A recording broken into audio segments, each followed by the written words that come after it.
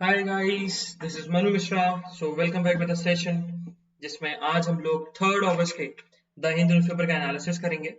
So before we start the analysis, जो आपके कल के न्यूज़पेपर के नोट्स हैं और आज के न्यूज़पेपर के नोट्स, दोनों इकट्ठे न्यूज़पेपर के नोट्स आपको आज शाम तक टेलीग्राम पे मिल जाएंगे। And here we start. Okay, आपको टेलीग्राम चैनल, जो लीगल से टेलीग्राम चैनल है, वहां पर अपलोड हो जाएंगे, वहां से आप डाउनलोड कर सकते हो in a PDF format. So here we start the analysis of today's newspaper. So the first news, it's about the 66A। हुआ क्या बहुत सारी पिटीशन फाइल हुई 66A के अगेंस्ट, क्योंकि बहुत सारे स्टेट्स में, specially in the UP and specially in the Rajasthan, बहुत सारे स्टेट्स में अभी भी पुलिस अथॉरिटी बहुत सारे पर्सन्स को बुक कर रही है 66A के अंदर। और 66A सुप्रीम कोर्ट ने in the year 2015 in the case of Shreya Singhal versus of India उसको अनकॉन्स्टिट्यूशनल डिक्लेयर कर दिया था। तो पहले अपन 66A की थोड़ी कहानी समझ लेते हैं। तो 66A, section 66A is of the IT act, information and technology act. Okay, information and technology act, basically information technology act का जो सेक्शन था 66A, वो ये बोलता था कि अगर आप ऑनलाइन कुछ ऑफेंसिव मैसेजेस भेजते हो तो फिर आपको पिनलाइज किया जाएगा। अगर आप ऑनलाइन कम्युनिकेशन के थ्रू ऑफेंसिव मैसेज भेजते हो तो फिर आपको पिनलाइज किया जाएगा। अब इसके अंदर बहुत सारे लोगों को बुक किया गया, बहुत सारे लोगों को पिनलाइज किया गया। हुआ क्या, 2009 में पिटीशन फाइल हुई, 2012 में पिटीशन फाइल हुई, और 2012 में पिटीशन फाइल हुई थी। उसमें क्वेश्चन सिंपल सा ये था कि what the definition of the offensive, कि ऑफेंसिव जो आपने वर्ड दिया है कि ऑफेंसिव मैसेजेस आप ऑनलाइन कम्युनिकेशन पे पोस्ट नहीं कर सकते, अगर आपने पोस्ट किया तो आपको पिनलाइज किया जाएगा। लेकिन ऑफेंसिव का मतलब क्या है, तो उसका ऑफेंसिव का मीनिंग थोड़ा सा वेग था, सुप्रीम कोर्ट को वेग लगा, और इसी के चलते उन्होंने 2015 में इसको अनकॉन्स्टिट्यूशनल डिक्लेयर कर दिया in the case of Shreya Singhal versus Union of India. लेकिन उसके बाद भी ऐसी बहुत सारी रिपोर्ट्स निकल के आई कि after the अनकॉन्स्टिट्यूशन of the section 66A of the IT act, उसके बाद भी बहुत सारी स्टेट गवर्नमेंट्स और स्टेट गवर्नमेंट अथॉरिटीज ने बहुत सारे लोगों को बुक किया। और उसके साथ साथ अभी भी डिस्ट्रिक्ट कोर्ट और सेशन कोर्ट्स में केस चल रहा है इनके ऊपर। तो इसी के चलते जो भी पिटीशन फाइल हुई ना सुप्रीम कोर्ट में, कि अभी भी कंटिन्यू हो रही है, लोग सिटीजन को बुक किया जा रहा है, प्रोसिक्यूट किया जा रहा है 66A के अंदर। सुप्रीम कोर्ट ने क्या किया मंडे को, सिंपल सी सारे स्टेट्स गवर्नमेंट से क्वेश्चन पूछा, सारे स्टेट्स गवर्नमेंट से रिस्पॉन्स पूछा कि आप इन पिटीशन का रिस्पॉन्स करो, कि आपकी अथॉरिटीज और आपकी गवर्नमेंट क्या कर रही है। हमने ऑलरेडी अनकॉन्स्टिट्यूशनल डिक्लेयर कर दिया और उसके बाद भी लोगों को बुक किया जा रहा है, तो ऐसा क्यों हो रहा है, इसका रिस्पॉन्स आप करिए। ऐसा सुप्रीम कोर्ट ने क्वेश्चन पूछा है, आंसर मांगा है स्टेट गवर्नमेंट से और स्टेट गवर्नमेंट अथॉरिटीज से, क्योंकि पुलिस स्टेट गवर्नमेंट के कंट्रोल में ही आती है। और जो उस बेंच में बैठे हुए थे, जो बेंच थी इस केस में, उनको लीड जो कर रही है वो जस्टिस रोहितन एफ नरिमन है, आर एफ नरिमन है। और आर एफ नरिमन का सिंपल से कहना है कि जब सारे स्टेट गवर्नमेंट आंसर दे देंगे, अपना रिस्पॉन्स दे देंगे, उसके बाद हम अपना फाइनल जजमेंट देंगे और बताएंगे कि स्टेट गवर्नमेंट और स्टेट गवर्नमेंट अथॉरिटीज को क्या क्या करना चाहिए on the issue of 66A। Moving further, so अभी असम और मिजोरम में बॉर्डर क्लैश जो हो रहा है, तो दोनों तरफ से रिटेलिएशन आया हुआ था। मतलब दोनों तरफ से रिटेलिएशन तो वायलेंट फॉर्म में हुआ, उसके साथ साथ लॉ एंड ऑर्डर और पब्लिक ऑर्डर के फॉर्म में भी हुआ, एफआईआर रजिस्ट्रेशन और केस रजिस्ट्रेशन के फॉर्म में भी हुआ था। तो असम ने रिटेलिएट किया था, क्योंकि पहले मिजोरम ने क्या किया, मिजोरम गवर्नमेंट ने, मिजोरम की पुलिस ने असम के चीफ मिनिस्टर हेमंत विश्वा शर्मा, उनके अगेंस्ट एफआईआर रजिस्टर कर दी थी अटेम्प्ट टू मर्डर की। फिर असम ने रिटेलिएशन में क्या किया, मिजोरम के एक एमपी हैं, उनके अगेंस्ट, फोटो में दिख रहे हैं ना, ओके, तो उनके अगेंस्ट भी एफआईआर रजिस्टर कर दी, केस रजिस्टर कर दिया था।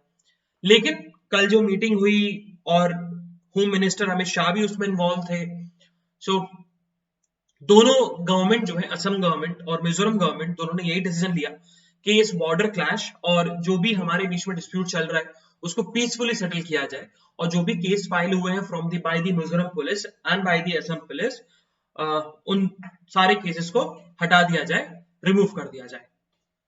ओके, सो मिजोरम ने भी हेमंत बिश्वा शर्मा के ऊपर जो एफआईआर रजिस्टर करी थी उसको भी टेक बैक कर लिया, और असम ने भी टेक बैक कर लिया जो एफआईआर रजिस्टर करी थी उन्होंने मिजोरम के एक एमपी के लिए। सो इंडिया के इकोनॉमिक सिचुएशन की बात करें तो दो अच्छी चीजें हैं, मतलब एक अच्छी बात है एक बुरी बात है। तो पहले अपन अच्छी बात डिस्कस करते हैं इकोनॉमिक सिचुएशन में। तो अगर हम बात करें तो इन दी मंथ ऑफ जुलाई, जो जुलाई में रिपोर्ट निकल के आई, तो पता लगा कि हमने इंडिया ने बहुत ज्यादा एक्सपोर्ट किया है, and it's 34% higher than the pre covid level. जब कोविड नहीं आया था ना, कोविड के आने के पहले से भी हमने 34% ज्यादा एक्सपोर्ट कर दिया in the month of July, and it's about $35 billion का हमने एक्सपोर्ट किया है। जब कोविड आया भी नहीं था उससे भी, कोविड आया भी नहीं था ना उससे भी ज्यादा हमने एक्सपोर्ट किया है। बुरी न्यूज ये है कि ट्रेड डेफिसिट बढ़ गया। अब ट्रेड डेफिसिट का मतलब क्या होता है?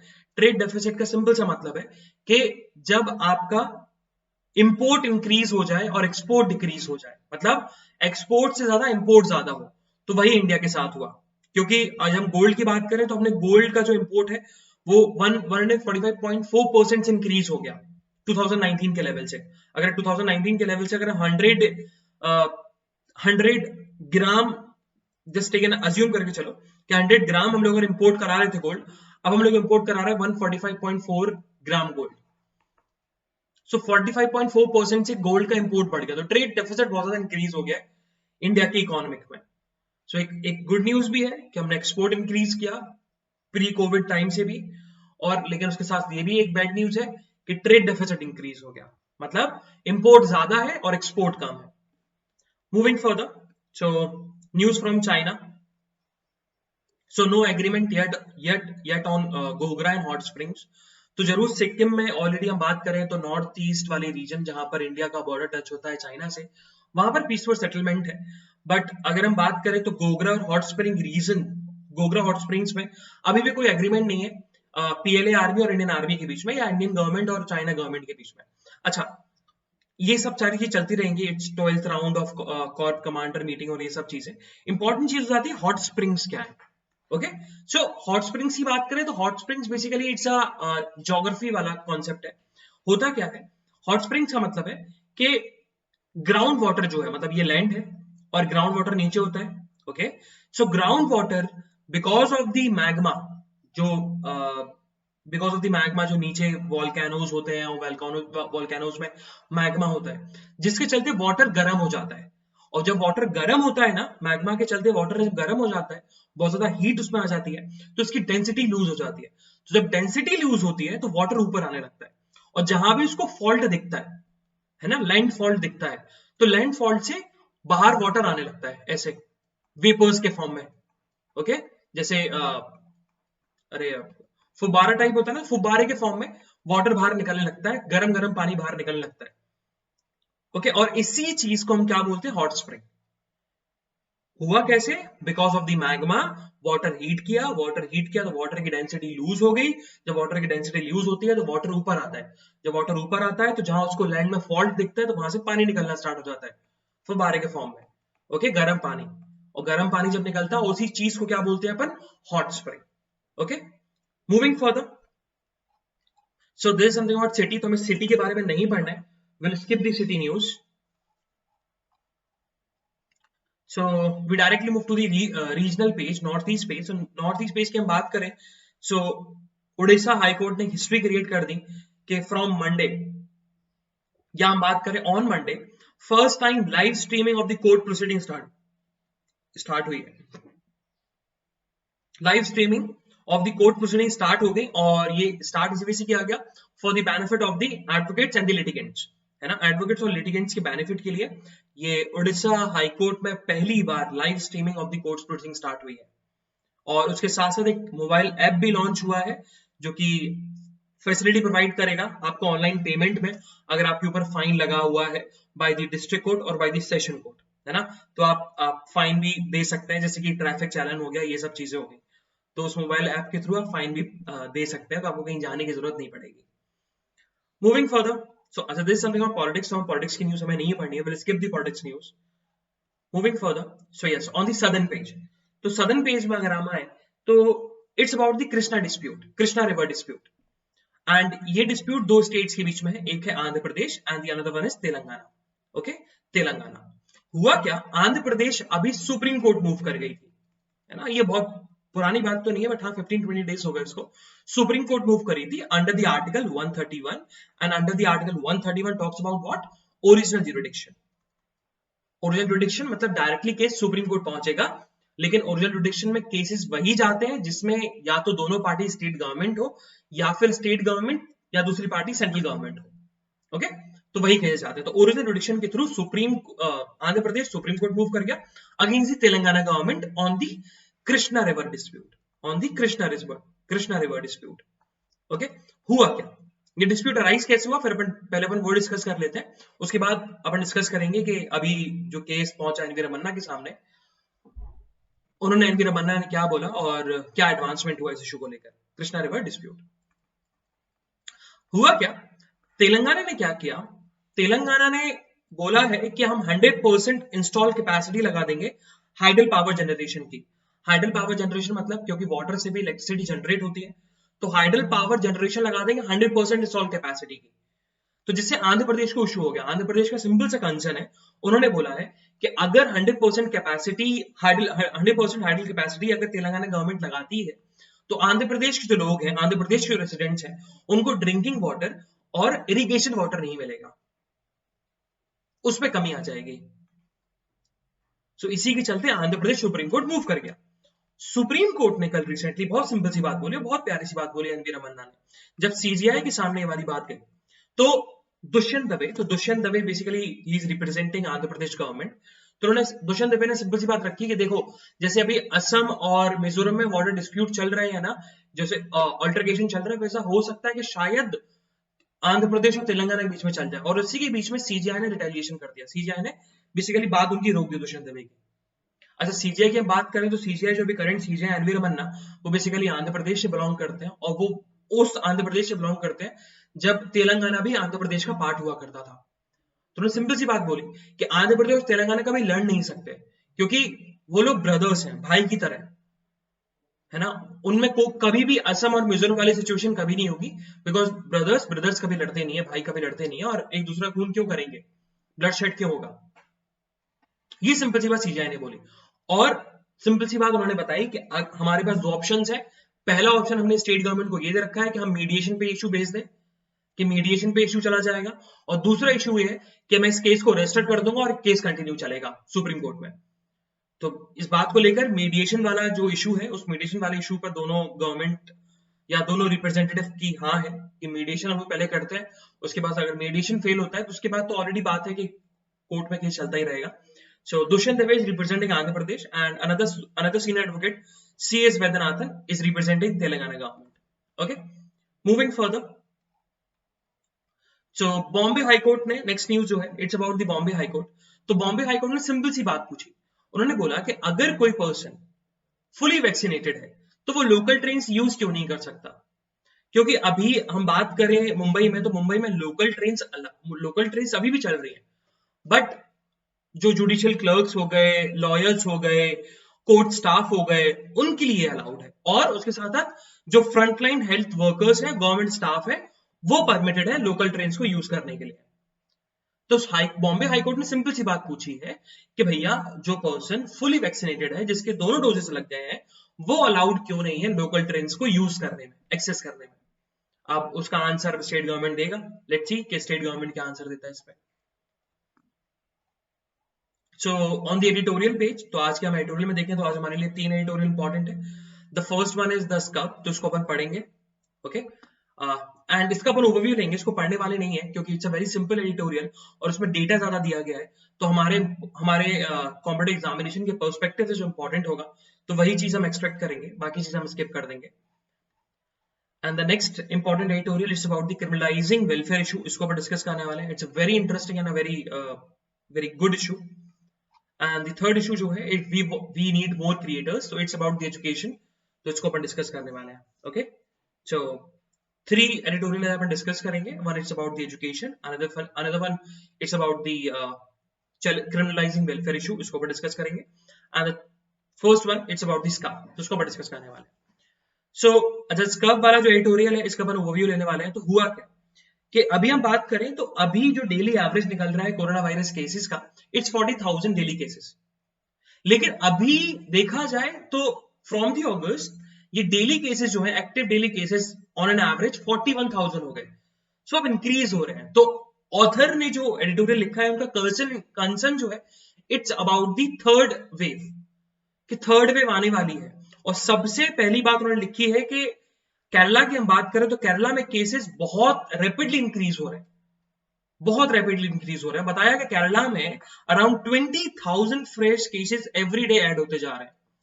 सो ये जो डायरेक्शन जो है, वो डायरेक्शन जा रही है किस तरफ की तरफ? थर्ड वेव की तरफ।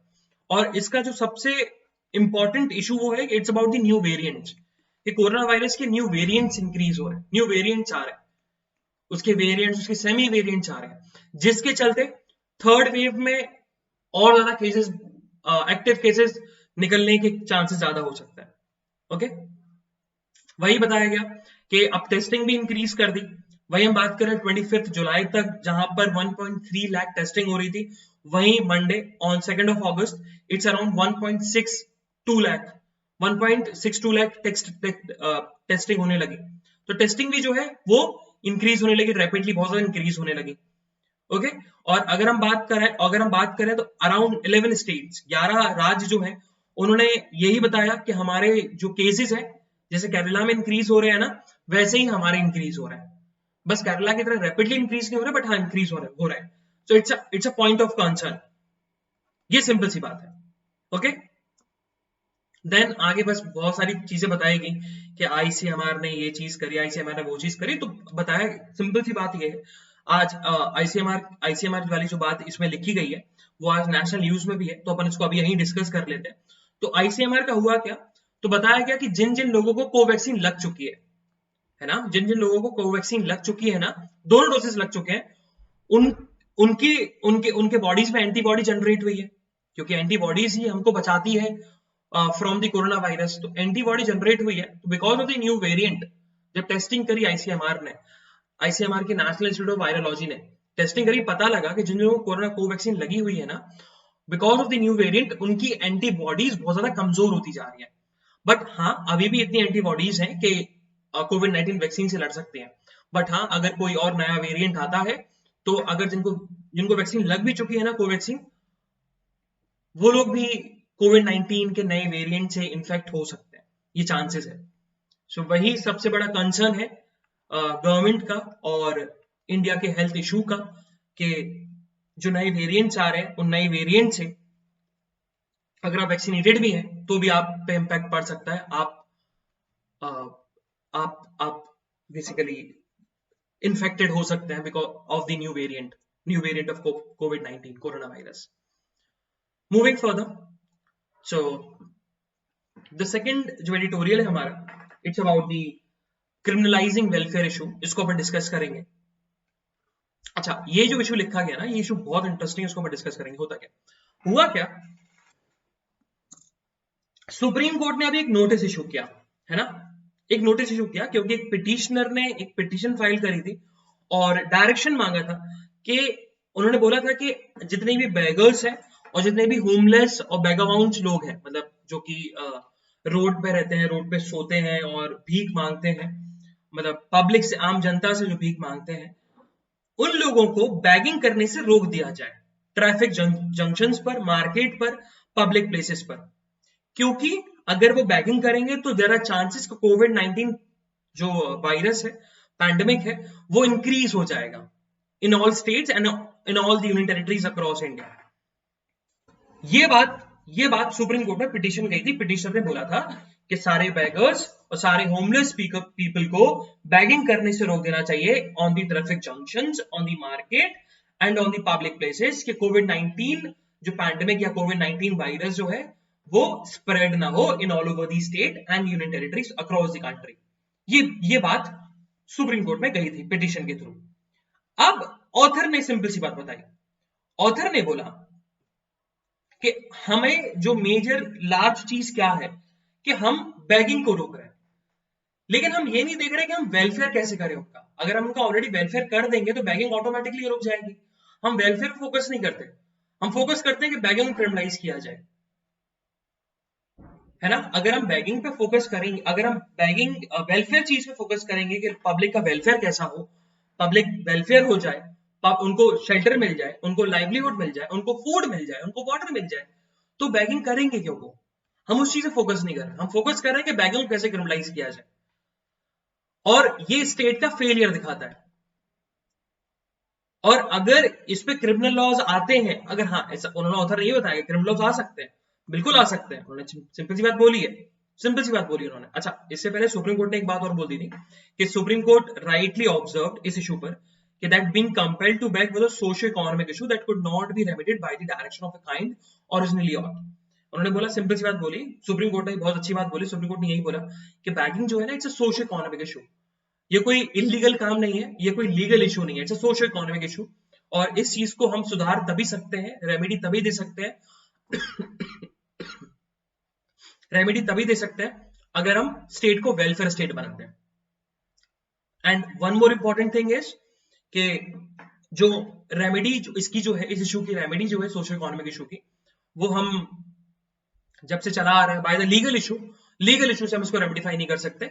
हम इस इशू को रेमेडिफाई तभी कर सकते हैं जब उन लोगों को हम लाइवलीहुड, शेल्टर, फूड, वाटर और जो भी एसेंशियल चीजें हैं वो हम प्रोवाइड कर दें।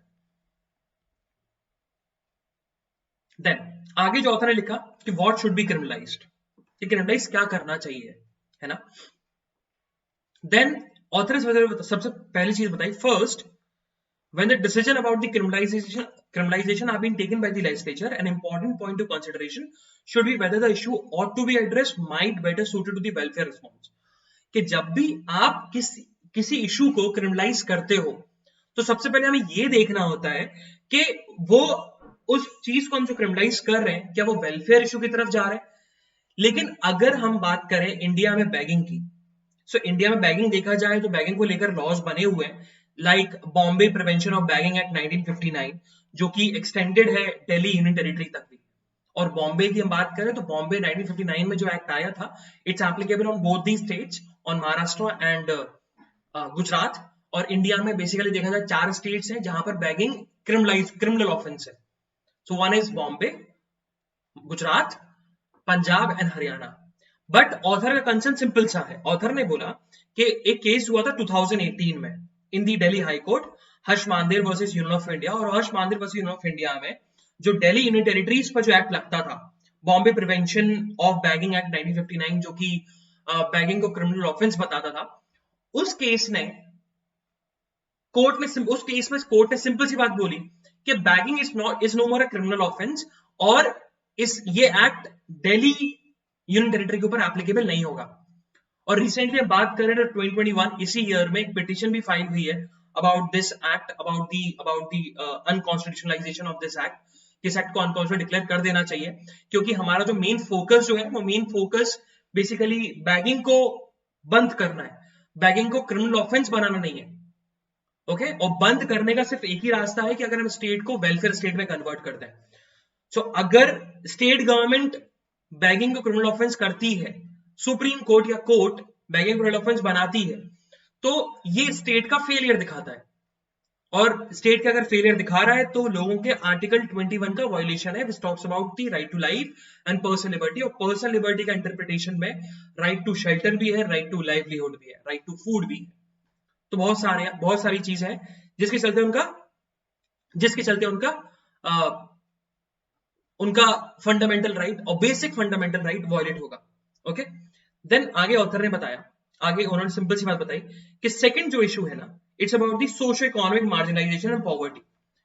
कि लोगों ने बोला कि लोगों को कोई वो नहीं है कि उनकी मजबूरी होती है कि वो बैगिंग करते हैं, कि उनका एक्सप्लॉइटेशन होता है, क्योंकि वो अनपेड लेबरर है, या पुअरली पेड लेबरर है, या उनका ट्रैफिकिंग होता है, या वो सेक्स वर्कर है।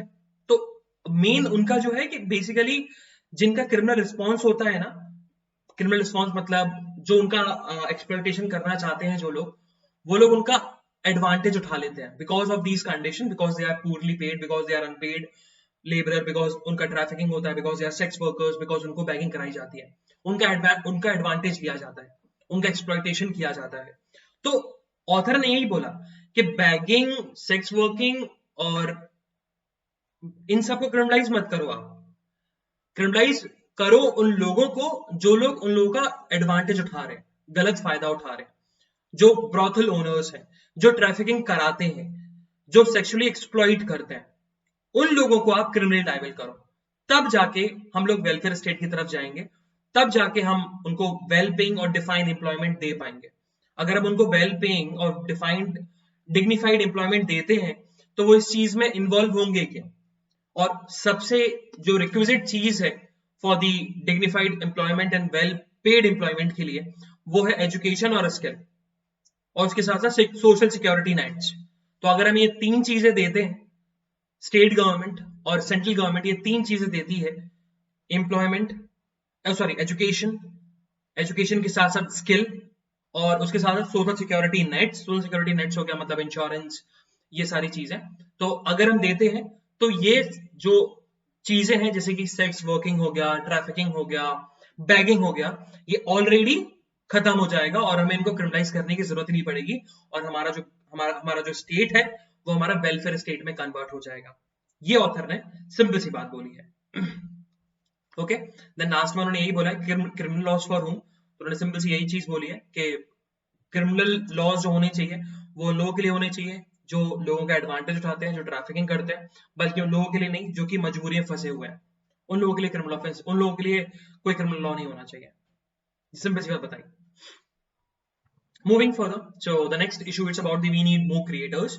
सो हुआ क्या, अभी एक last year national education policy आई थी 2020, और उस नेशनल एजुकेशन पॉलिसी ने बहुत एक सिंपल सी बात बोली थी कि 21st सेंचुरी जो है, इस 21st सेंचुरी में अगर कोई फंडामेंटल चीज है तो वो फंडामेंटल चीज क्या है? स्किल। और स्किल से एक डेवलपिंग क्रिएटर फॉर्म होता है ना, और स्किल एक फंडामेंटल है जिससे एक डेवलपिंग क्रिएटर फॉर्म होता है, एक बनता है, उसको आइडेंटिफाई मिलता है। और डेवलपिंग क्रिएटर के लिए आपको क्या चाहिए? क्रिटिकल थिंकिंग चाहिए, क्रिटिकल थिंकिंग प्रॉब्लम सॉल्विंग चाहिए, कम्युनिकेशन एंड कोलैबोरेशन चाहिए, क्रिएटिविटी एंड इनोवेशन चाहिए, फ्लेक्सिबिलिटी एंड अडेप्टेबिलिटी चाहिए, इनिशिएटिव एंड सेल्फ डायरेक्शन चाहिए, and social and cross culture interaction चाहिए, और उसके साथ साथ प्रोडक्टिविटी एंड अकाउंटेबिलिटी चाहिए। अगर ये सारी चीजें एक इंडिविजुअल की एबिलिटीज बन जाती हैं एट दी वर्क प्लेस, तो वे एक क्रिएटर के तौर पे काम करना स्टार्ट करता है ना, एक क्रिएटर के तौर पे काम करना स्टार्ट करता है। लेकिन अगर हम बात करें तो हमारे इंडिया में जो ट्रेडिशनली लिटरेसी और न्यूमरेसी को सिर्फ सफिक्स दी जाती है या फिर उनको इंपॉर्टेंस दी जाती है, उससे क्रिएटर्स फॉर्म नहीं हो रहे, उससे सिर्फ डिफरेंटली एबल्ड लर्नर्स या marginalize differently abled learners form हो रहे हैं। और हमारे हमारे अगर हम बात करें तो मेन जो स्टूडेंट्स हैं, इन स्टूडेंट्स को जो हम क्रिएटर्स बनाते हैं, क्रिएटर्स बनाने का सोच रहे हैं by the national education policy 2020, उनको क्रिएटर्स बनाएगा कौन? एडुकेटर्स, मतलब जो एजुकेशन प्रोवाइड करते हैं, स्पेशली अगर हम इनफॉर्मल टर्म्स में बोले तो टीचर्स की बात करें। ओके, और एक बहुत बड़े रशिया के एजुकेशनलिस्ट है मिलहाय का सिंपल सा कहना है कि स्टूडेंट को जो है ना, एक स्टूडेंट को फोकस करना चाहिए, कंसंट्रेट करना चाहिए एक ही सब्जेक्ट पर अराउंड 2 to 3 वीक्स, तब जाके वो एग्जामिन कर पाएगा कि इस सब्जेक्ट को हम कैसे प्रैक्टिकल सिचुएशन में अप्लाई कर सकें। अगर हमने उसको ट्रेडिशनल एजुकेशन जो चली आ रही है, ट्रेडिशनल लिटरेसी जो चली आ रही है कि आपको 2-3 हफ्तों में एक सब्जेक्ट नहीं पढ़ना है बल्कि 3-4 सब्जेक्ट्स पढ़ने हैं, तो फिर वो अप्लाई नहीं कर पाएगा, बस वो पढ़ पाएगा, वो जान पाएगा वो सब्जेक्ट है क्या, बट वो इस चीज में फेल हो जाएगा कि हम इसको प्रैक्टिकल सिचुएशन में या रियल वर्ल्ड में हम इसको अप्लाई कैसे करें। लेकिन अगर हम किसी स्टूडेंट को एक सब्जेक्ट ही देते हैं कि वो 2 से 3 वीक्स पढ़े और उसको एग्जामिन करे, सही तरीके से पढ़े, कंसंट्रेशन होके पढ़े, उसके पास और कोई सब्जेक्ट नहीं है, तो वो समझ जाएगा कि हम उसको रियल वर्ल्ड में कैसे अप्लाई कर सकें। लेकिन मेन जो फोकस है ना स्टूडेंट से, अभी शिफ्ट होना चाहिए टीचर्स पर, क्योंकि टीचर्स जो हैं, एडुकेटर्स ही तो उनकी स्किल को डेवलप करेंगे। लेकिन हुआ क्या, अभी एक सर्वे हुआ था and it survey about the Wikipedia.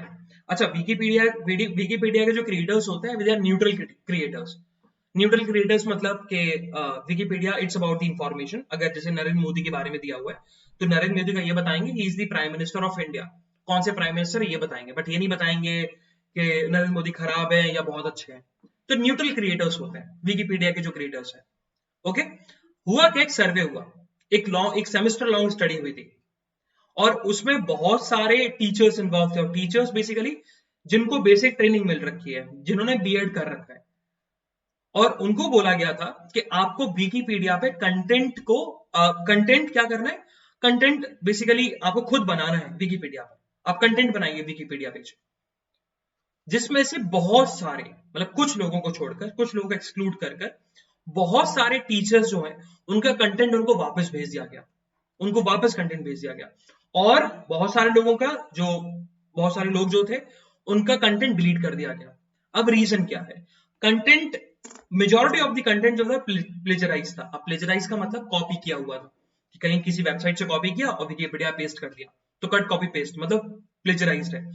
तो इसी के चलते अब सेंड बैक और डिलीट क्यों किया गया, क्योंकि बहुत सारा कंटेंट जो टीचर ने विकिपीडिया पे लिखा हुआ था या तो प्लेजराइज था, या तो उन्होंने कोई साइटेशन प्रोवाइड नहीं कर रखी थी। साइटेशन मतलब अगर आप किसी का ओरिजिनल वर्क उठाते हो तो ओरिजिनल वर्क का साइटेशन देना होता है कि I have adopted this work from this person and from this source.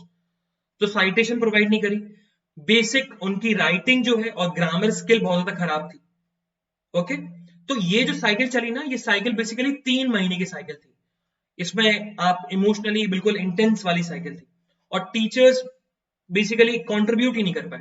Teachers का काम था कि कंट्रीब्यूट करना to over the 75 Wikipedia articles in English and around 50 articles in different languages like Kannada, Tamil, Telugu, Hindi, Malayalam, Punjabi. और सारे के सारे कंटेंट एजुकेशनल टेक्नोलॉजी से रिलेटेड थे। और वो content, majority of the content मतलब around 80 to 90% of the content वापस भेज दिया गया, डिलीट कर दिया गया। और रीजन क्या था, या तो वो कॉपीड थे, प्लेजराइज थे, या फिर उनमें बहुत सारी चीजें नहीं दी गई थी, या तो कट कॉपी पेस्ट था, प्लेजराइज था, या फिर साइटेशन प्रोवाइड नहीं करी, या उनकी ग्रामर बहुत ज्यादा खराब थी, बेसिक राइटिंग बहुत ज्यादा खराब थी। तो वही बात ऑथर ने लिखा है कि मेन जो चीज है ना, मेन जो चीज क्या है कि हमें टीचर्स को पहले स्किल प्रोवाइड करनी होगी। जब तक हम लर्नर्स को, एजुकेटर्स, लर्नर्स और टीचर्स एक ही चीज है, अगर हम उनको स्किल प्रोवाइड नहीं करेंगे तो वो कैसे स्किल इंपार्ट कर पाएंगे और स्किल का इंपॉर्टेंस बता पाएंगे स्टूडेंट्स को। तो इसके चलते जो हमारी नेशनल एजुकेशन पॉलिसी में जो हमने जो बात करी है about the skill as a fundamental to developing creators, वो चीज फुलफिल ही नहीं हो पाएगी।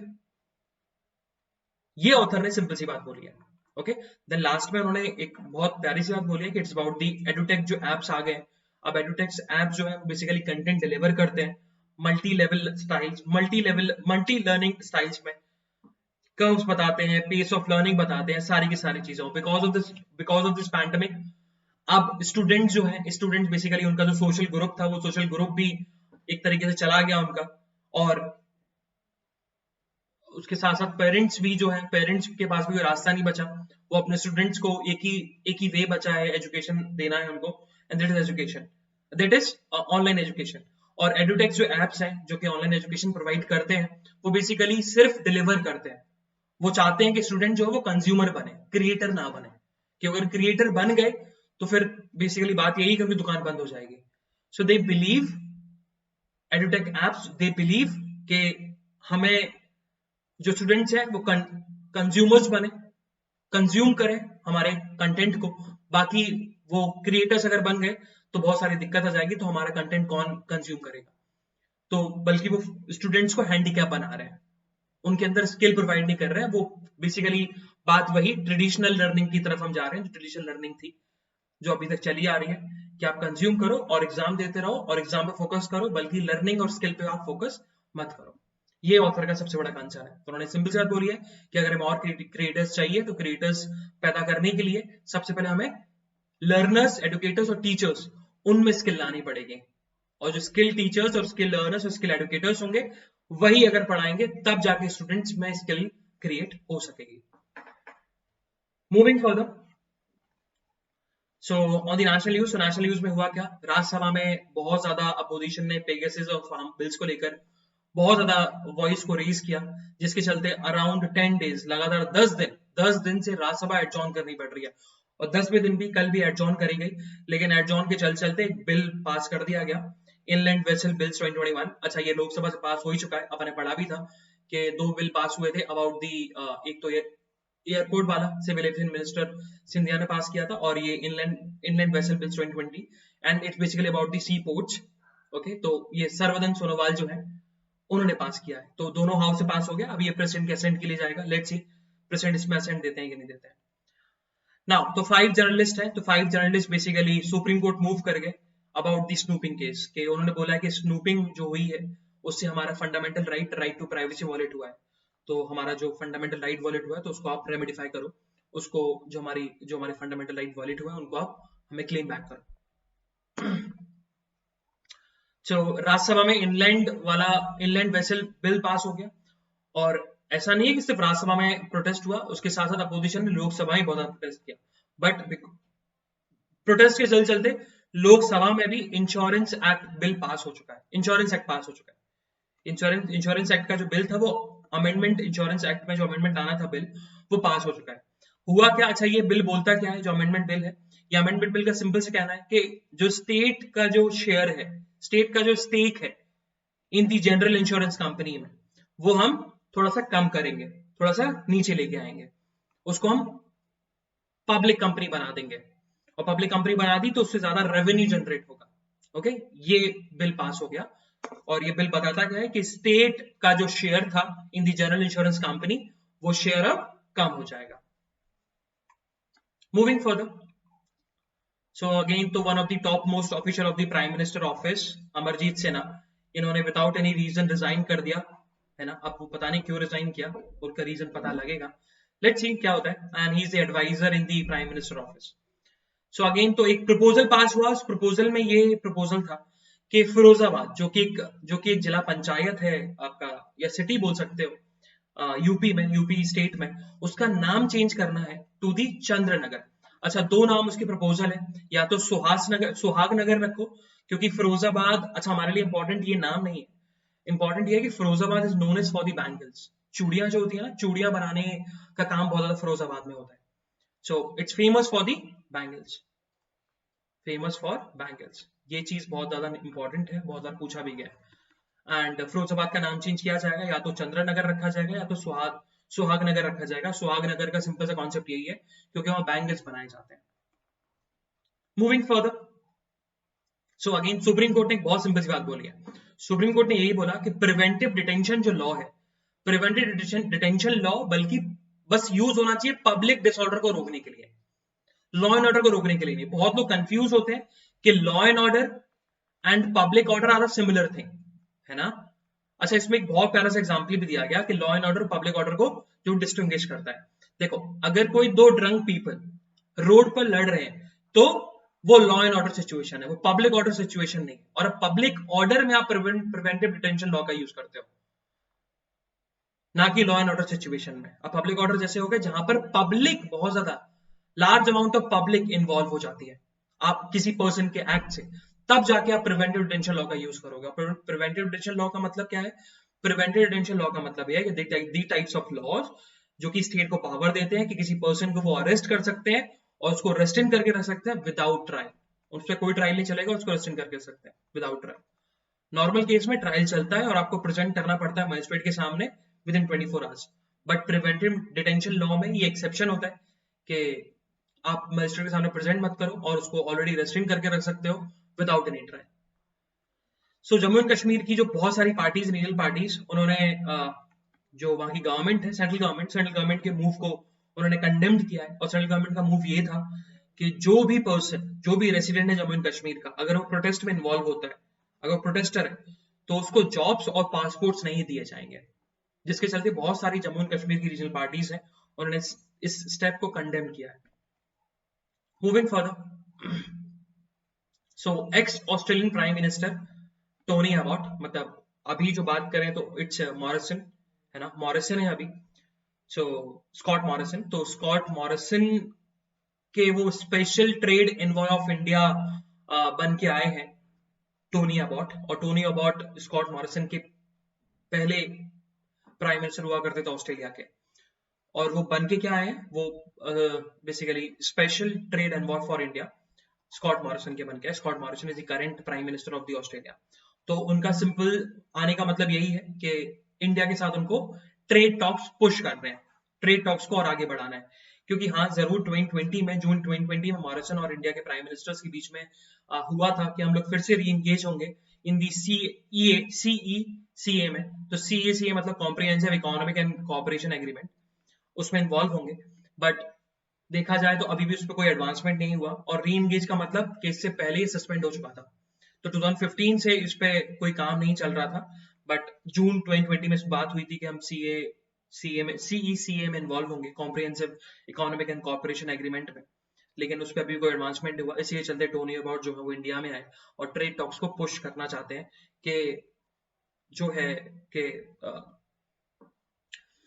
ऑस्ट्रेलिया के जो डेयरी प्रोडक्ट्स और टैरिफ्स हैं वो उनको एक्सेस मिल जाए इंडिया के मार्केट में। मूविंग फर्दर, सो एस जयशंकर, तो एस जयशंकर जो कि एक्सटर्नल अफेयर मिनिस्टर है और informally we can say that foreign minister, तो वो अटेंड कर सकते हैं ईरान के जो नए न्यूली इलेक्टेड प्रेसिडेंट जो है इब्राहिम राइसी के स्वेरिंग सेरेमनी में। वो एक्सपेक्टेड है कि वो एक्सटर्नल अफेयर मिनिस्टर आ सकते हैं। ओके, सो प्रेसिडेंट तो पहले बन गए थे बट स्वेरिंग इन सेरेमनी नहीं हुई थी, तो उनकी ओथ सेरेमनी हो जाएगी रिसेंटली, और उसमें इंडिया के जो एक्सटर्नल अफेयर मिनिस्टर है जयशंकर उसमें जाएंगे। सो अगेन जो चीज हमने डिस्कस करी थी एडिटोरियल में कि आईसीएमआर की स्टडी आई, तो आईसीएमआर का एक इंस्टीट्यूट है नेशनल इंस्टीट्यूट ऑफ वायरोलॉजी, उसने स्टडी करी कि जिन लोगों को कोवैक्सीन लगी हुई है, कोवैक्सीन जिन लोगों को लगी हुई है ना, because of the new variant, because of the new delta variant और सब लीनिएज वेरिएंट, उनकी जो एंटीबॉडी, इनकी जो एंटीबॉडी जो जनरेट हुई है वो रिड्यूस हो जाएंगे। लेकिन इतनी रिड्यूस नहीं होंगी कि उनको इन्फेक्टेड हो जाए। लेकिन हाँ, अगर एक नया वेरिएंट फिर से आता है, फिर से कोई अटैक करता है उनको, तो जरूर इन्फेक्ट हो जाएंगे। सो प्राइम मिनिस्टर मोदी ने एक बहुत अच्छा डिजिटल प्लेटफॉर्म सोल्यूशन लॉन्च किया, ई रूपी। सो ERUPI, तो कंफ्यूज मत होना, है ना, ई रूपी। अब ई रूपी जो है, ई रूपी basically it's a digital platform solution, है ना, उन्होंने लॉन्च किया। अब ई रूपी बेसिकली अगर किसी को फंड ट्रांसफर करना है, कैश के फॉर्म में तो फंड ट्रांसफर कर सकते हो, वाउचर्स के फॉर्म में भी आप ट्रांसफर कर सकते हो। जैसे कि मान के चलो बहुत सारे लोग जो है एनजीओ में पैसा देते हैं, बहुत सारे लोग पैसा देते हैं एजुकेशन पर्पस के लिए, ओल्ड एज होम में, लेकिन सबसे बड़ा कंसर्न ये होता है कि वो पैसा उस पर्पस के लिए यूज हो रहा है कि नहीं हो रहा है। But by this digital payment solution e rupee, अगर आप जिस पर्पस के लिए पैसा दे रहे हो उसी पर्पस का वाउचर बना दो कि वही चीज आप कर पाओगे, तो वही चीज उस पैसों से हो पाएगी और कोई भी चीज उस पैसों से नहीं हो पाएगी। तो it's a very good thing, it's a very एक टेक्नोलॉजी बहुत बड़ा एडवांसमेंट है। और मोदी जी ने एक अच्छी बात बोली है कि जहां हम इंडिया को बहुत ज्यादा टेक्नोलॉजी डिप्राइव्ड नेशन बोलते थे, हम लोग कहाँ प्रोग्रेस कर रहे हैं। तो it's a very proud moment for India, और ये एक सिंबल है कि इंडिया कितना प्रोग्रेस कर रहा है। मूविंग फर्दर, सो बहुत सारे एक्सपर्ट्स ने मना किया कि जो मैंडेटरी फूड फोर्टिफिकेशन है वो नहीं होनी चाहिए। अब फूड फोर्टिफिकेशन होता क्या है? फूड फोर्टिफिकेशन का मतलब कि आप किसी फूड में विटामिन और मिनरल्स जो है वो एड ऑन कर रहे हो अलग से। आप सेपरेटली किसी फूड में विटामिन और मिनरल्स एड ऑन कर रहे हो to make it more nutrient, multi nutrient food. लेकिन बहुत सारे एक्सपर्ट्स ने मना किया कि आप ऐसा मत करो, फूड जो ओरिजिनली आता है उसी को आप यूज करो, वही न्यूट्रिशनल होगा, है ना। आप अलग से फूड फोर्टिफिकेशन मतलब अलग से आप मिनरल्स और विटामिन ऐड मत करिए। इसके बहुत सारे केसेस देखने को मिले कि बहुत सारे लोगों को हेल्थ इश्यूज हो गए because of the food fortification. तो नहीं करना चाहिए। उन्होंने ये लेटर लिखा है टू दी FSSAI। तो FSSAI is the food safety and standard authority of India. Moving further, so on the world news, तो वर्ल्ड न्यूज में आज हमारे लिए दो ही इंपॉर्टेंट न्यूज है। So it's about the Ashraf गानी। तो अशरफ गानी जो कि अफगानिस्तान गवर्नमेंट के प्रेसिडेंट है, अफगानिस्तान के प्रेसिडेंट है, नॉट अफगानिस्तान गवर्नमेंट के। तो उन्होंने सिंपल सी बात बोली है कि यूएस जब से पुल आउट किया ना, उससे ज्यादा अफगान में क्राइसिस चल रही थी और ज्यादा खराब हो गई। क्योंकि अगर हम बात करें तो तालिबान ने बहुत हद तक अराउंड 90% ऑफ द अफगानिस्तान को कैप्चर करके रख लिया, अपने कंट्रोल में ले लिया। एंड लेट्स सी कि आगे क्या एडवांसमेंट होता है तालिबान और अफगानिस्तान गवर्नमेंट के बीच में पीस डील होती है कि नहीं, क्योंकि लास्ट टाइम जो था तालिबान ने सिंपल सी बात रखी थी कि हम पीस डील के लिए बिल्कुल राजी हैं, बट हाँ अशरफ घानी उसमें इन्वॉल्व नहीं होंगे, अशरफ घानी को बाहर निकाल, देखते हैं क्या होता है। सो त्रिमूर्ति, सो टीएस त्रिमूर्ति, टीएस त्रिमूर्ति जो है basically he is the representative, he is the permanent representative to the UN and the president of the United Nations Security Council for the month of August.